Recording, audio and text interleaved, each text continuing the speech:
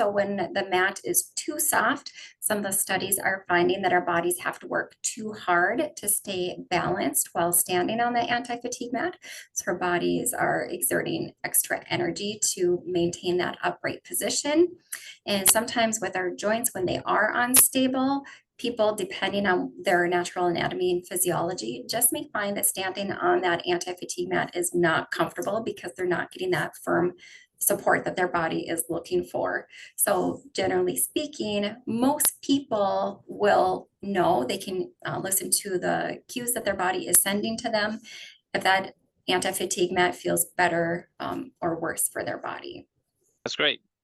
Thank you for that. And I think that's always one of the challenges, isn't it, as we design matting for workplaces, is there's such a range of personnel involved in these areas, different shifts, different personnel coming through. So there may be needing to sort of isolate those particular individuals and then determine what's best to be done in that particular case. Mm-hmm. And I can speak personally too, where I've stood on anti-fatigue mats that are too soft.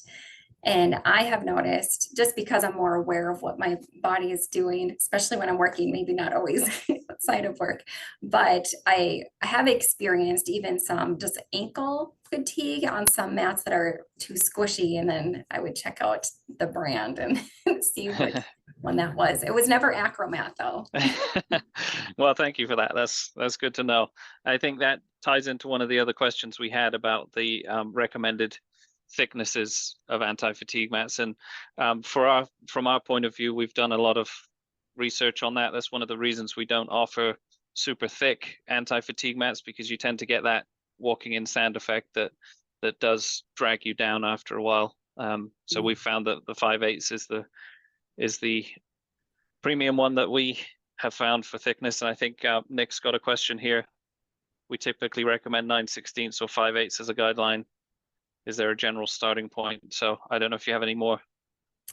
Yeah, I have, in the research studies, have seen everything from 3/8 to a 1/2 inch to 5/8. And that's what I see most frequently. The ones that are thinner just aren't providing the support that we need from an anti-fatigue mat. And the thicker ones become soft and even sometimes a tripping hazard just from stepping on and off the mat.